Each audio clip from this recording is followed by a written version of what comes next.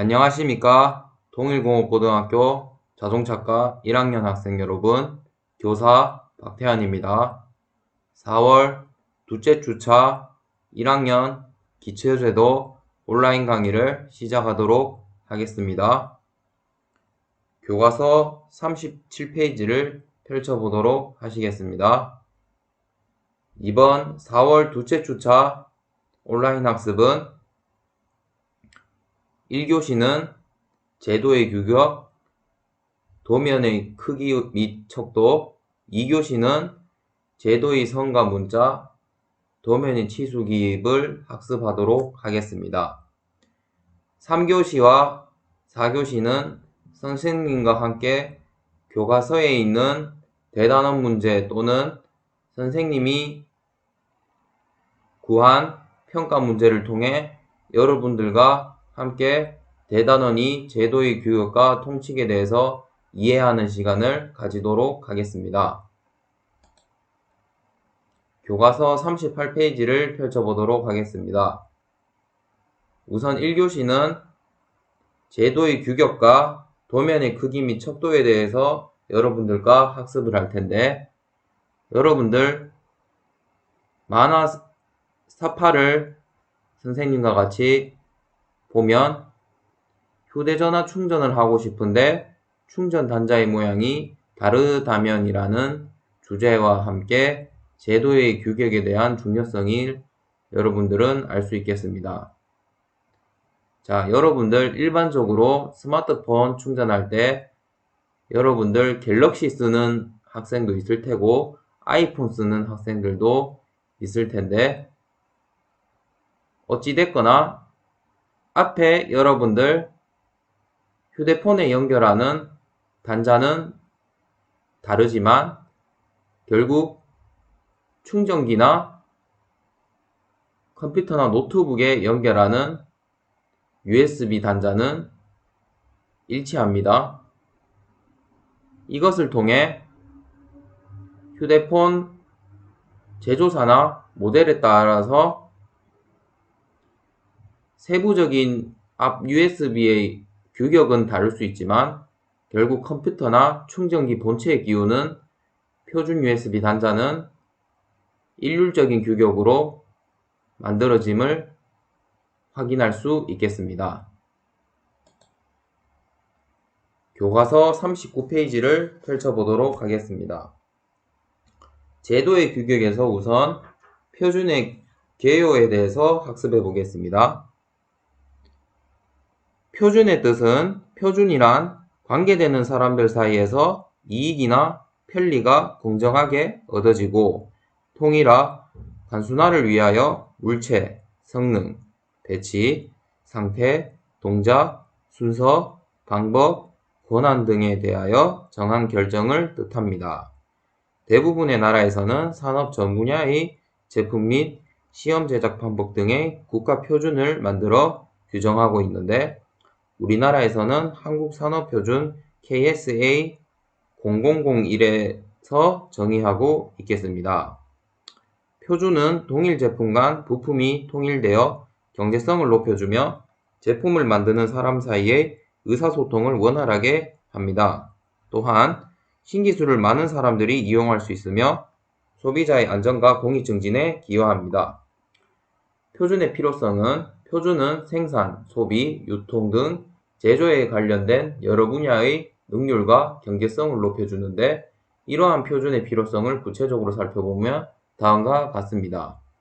표준의 필요성은 총 3가지가 있는데, 첫 번째로 사회 경제적인 효율을 향상시키는 중요한 수단으로서 표준은 원료나 자원으로부터 제품이나 서비스로 생산하는 모든 과정에서 생산 효율을 증가시키고 품질의 향상과 소비자를 보호하는 효과를 가져옵니다. 두 번째로는 산업 발전의 기반인데, 완성도가 높은 기술의 표준화는 기술 적용 제품의 시장, 적합성과 경쟁력을 향상시켜 줍니다. 마지막 세 번째로는 교육 증대와 무역 자유화의 기반인데, 국제 표준과 국가 표준에 부합하는 국가 간 상호 인정을 촉진하고 무역 증대 및 경제 통합에 중요한 역할을 합니다.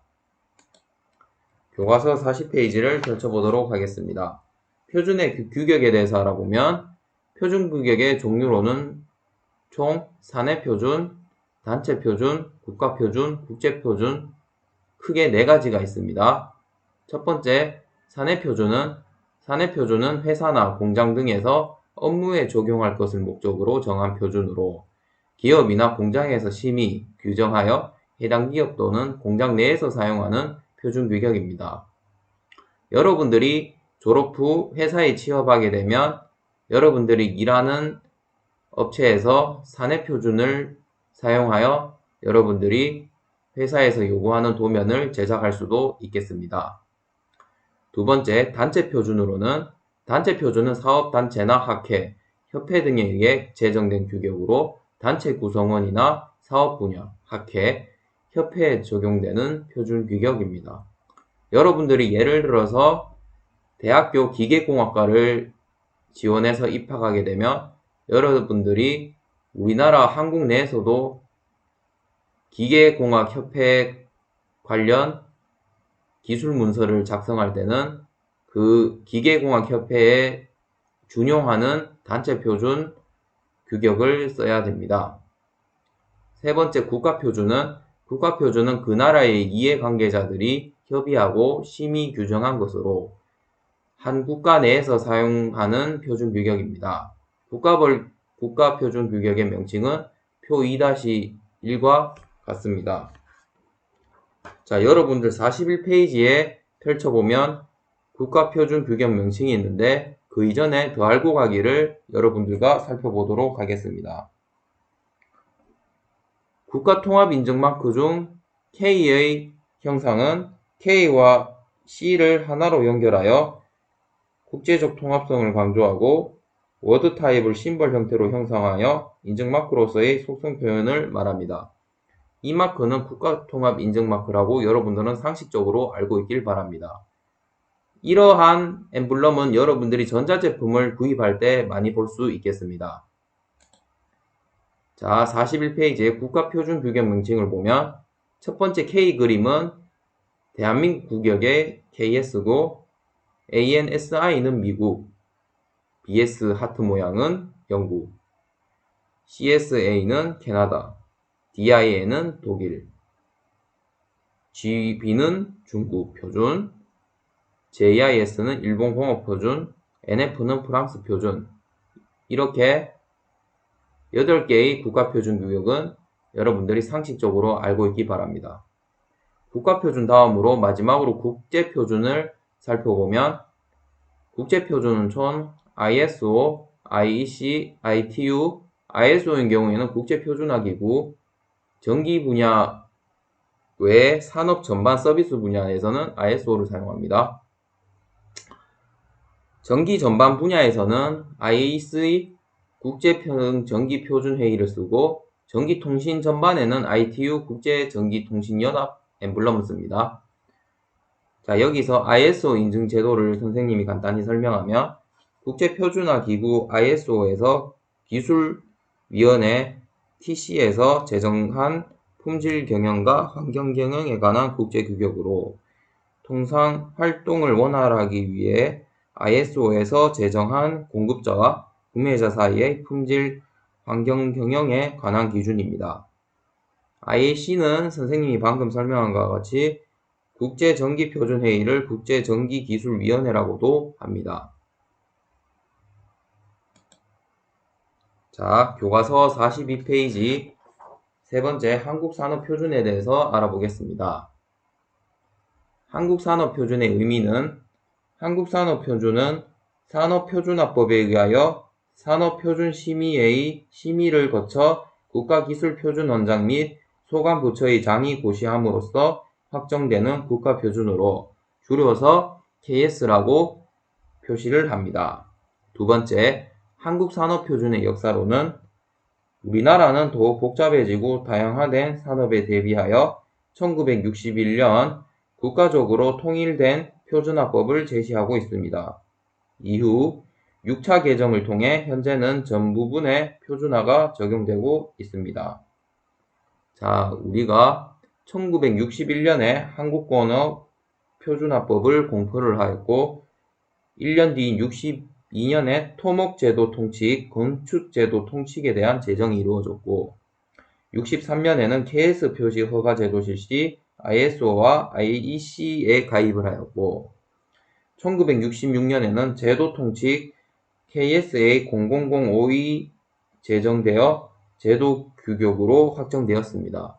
92년에는 한국공업규격에서 한국산업규격으로 명칭이 변경되었고 97년에는 전기 부분의 정보 처리 분야를 정보 부분의 X로 별도 분류하였고 마지막 2008년은 한국산업규격에서 한국산업표준으로 명칭 변경을 하였습니다. 자, 세 번째는 한국산업표준제도 통칙에 대해서 살펴보면 한국산업표준에서 제도 통칙 KSA 0005에 대해서 살펴보면 제도의 기본적이며 공통적인 사항 및 도면의 크기 및 양식, 도면에 사용되는 선, 문자, 기호, 도형의 표시 방법, 척도, 치수 기입 방법 등을 규정하고 있습니다.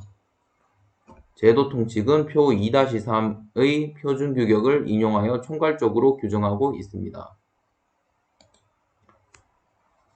자, 교과서 43페이지를 살펴보면 표 2-3에 제도 통칙에 인용된 표준 규격이 나와 있는데 KSB ISO 5457은 도면의 크기와 양식, 마지막으로 KSA 3007은 제도 용어, 총 여러분들이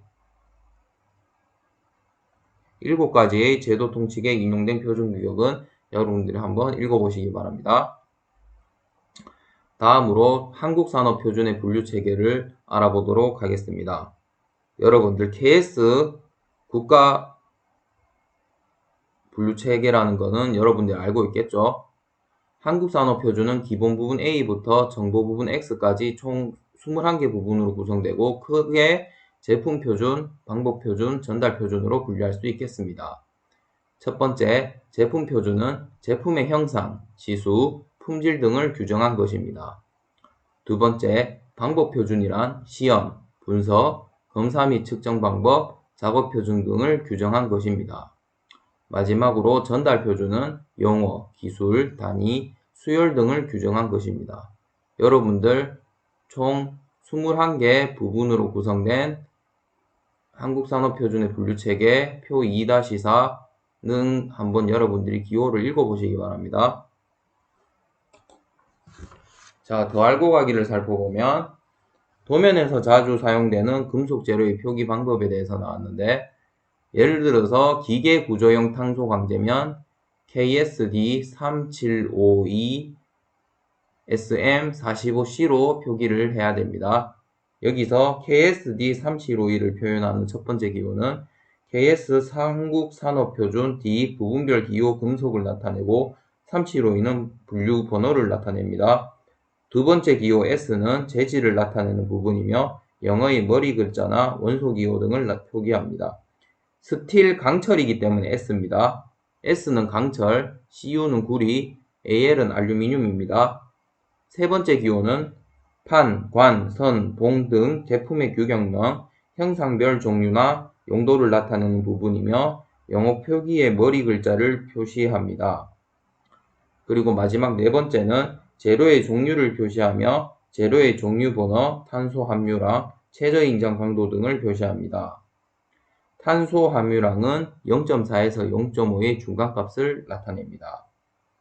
두 번째로 일반 구조형 압용 방체를 보면 KSD 3503SS440을 나타내는데 KSD 3503인 첫 번째 기호는 마찬가지로 KS 한국산업표준 D는 금속, 3503은 분류번호를 나타냅니다. 두 번째 기호인 S 또한 재질을 나타내는 부분이며 영어의 머리 글자나 원소 기호 등을 표기합니다.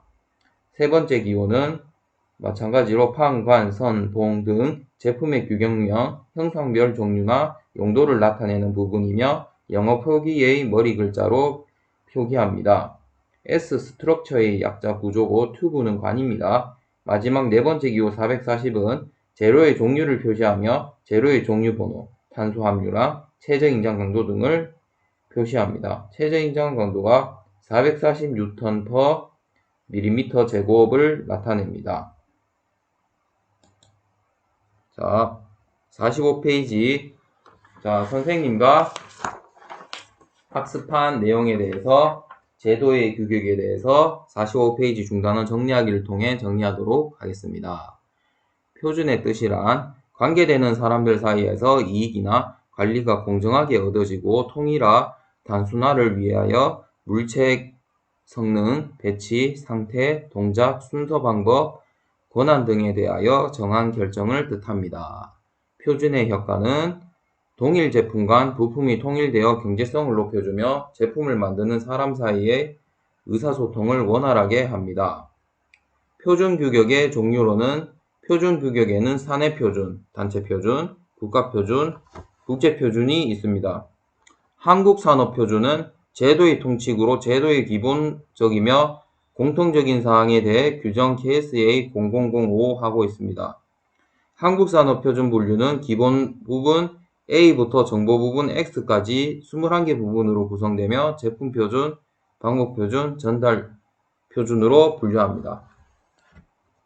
자, 선생님과 첫 번째 중단은 제도의 규격에 대해서 크게 첫 번째 표준개요, 두 번째 표준 규격, 세 번째 한국산업표준에 대해서 배운 내용을 여러분들이 답습하여 부족한 점은 여러분들이 채워보기 바라며 궁금한 점은 여러분들이 4월 3주차 때 등교할 때 다시 선생님에게 질문하시기 바랍니다. 자, 다음으로 46페이지 중단원이 도면의 크기 및 척도에 대해서 알아보도록 하겠습니다.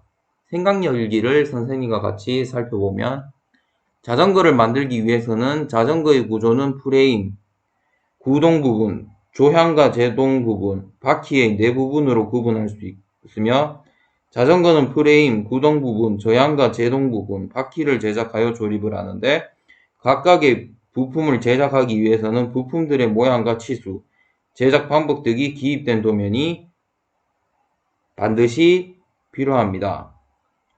왜냐하면 여러분들이 그림만 보면 자전거를 어느 정도 크기로 그려야 되는지 여러분들의 판단이 안 서기 때문에 반드시 부품에 대한 치수, 제작 방법이 기입된 도면이 필요하다는 점을 여러분들은 알 수 있겠습니다. 자, 교과서 47페이지 도면의 크기와 양식에 대해서 살펴보겠습니다.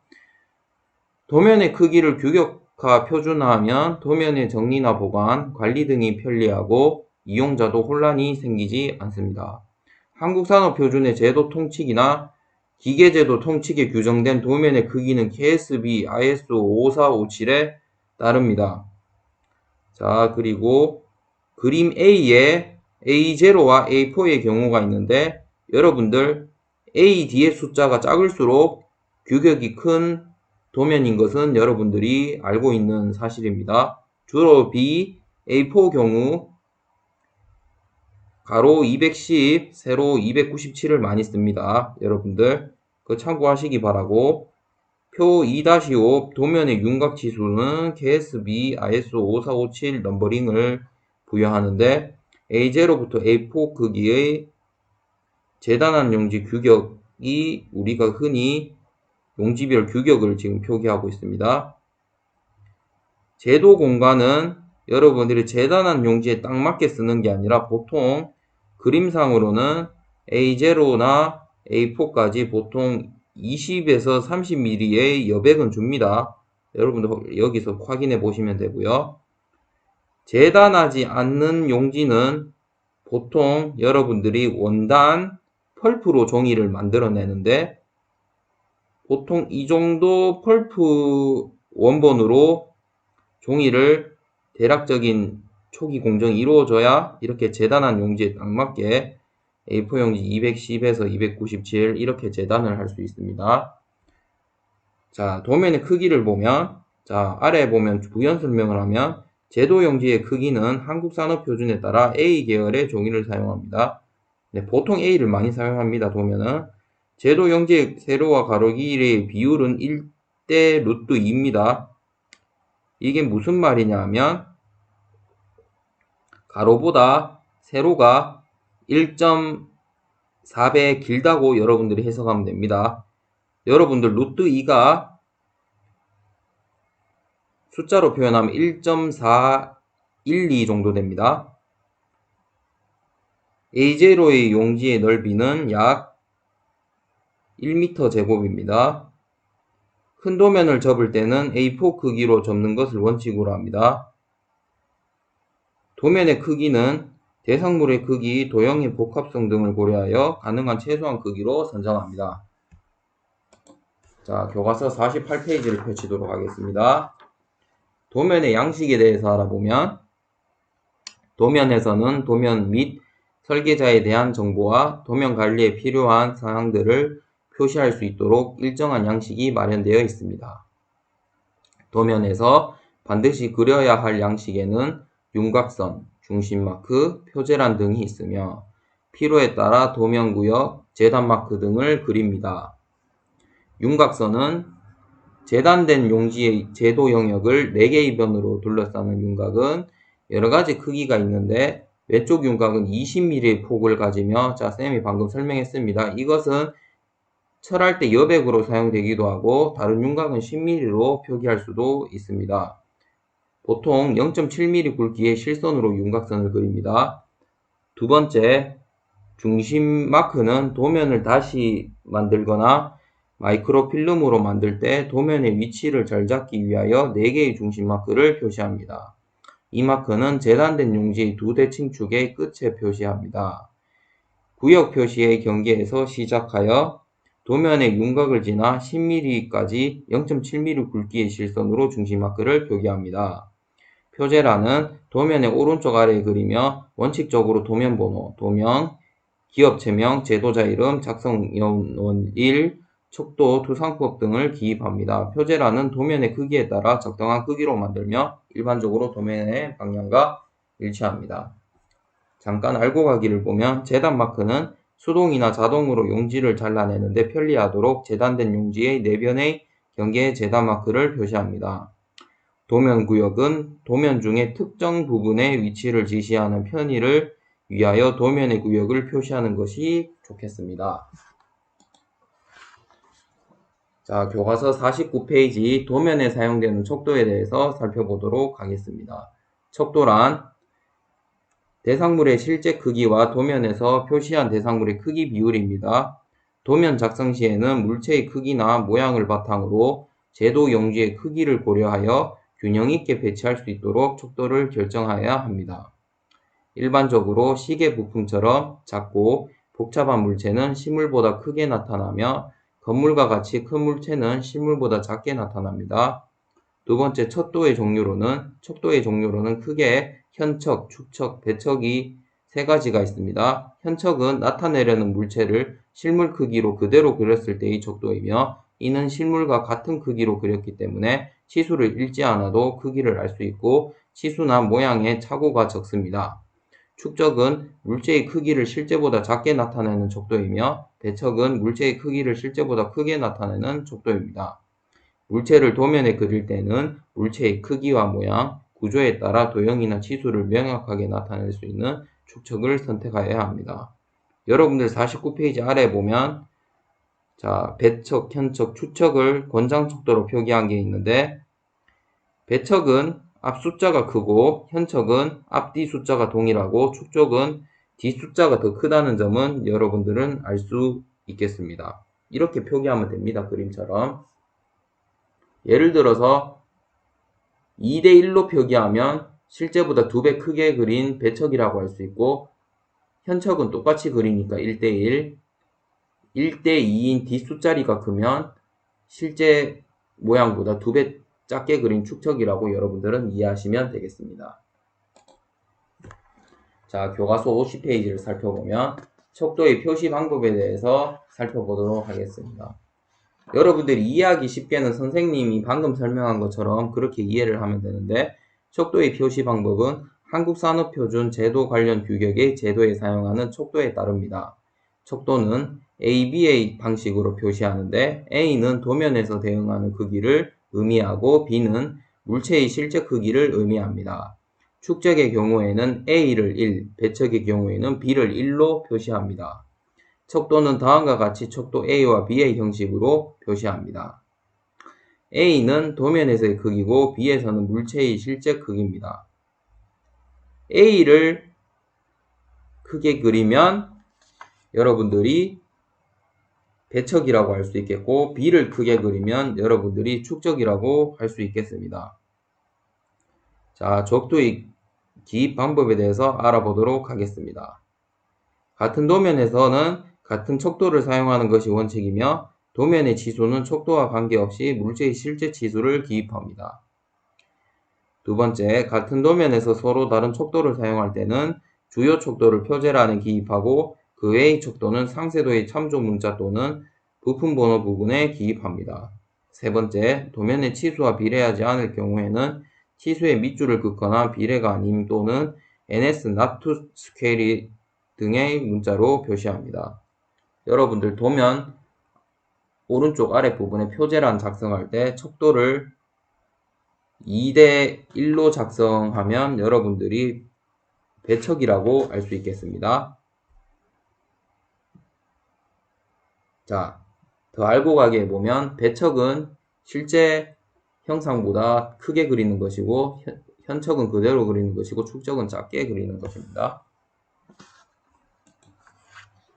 자, 여러분들 51페이지에 배척과 축적으로 주어진 물체 그리기. 자, 현척 여러분들, 자, 이 그림을 보면 지금 세로가 하나, 둘, 셋, 네 개고 가로가 하나, 둘, 셋, 넷, 다섯, 여섯 개죠. 자, 배척으로 그리면 여기 가로 6개를 12개로 그리면 되고 세로는 4개를 8개로 그리면 되겠죠. 이런 식으로 다 2배씩 크게 그리면 배척 2:1로 그리는 거고, 축척은 반대로 이 가로 6개를 3개를 그리고 세로 4개를 2개로 이렇게 각각 이어서 그리면 축척처럼 그리게 되겠습니다.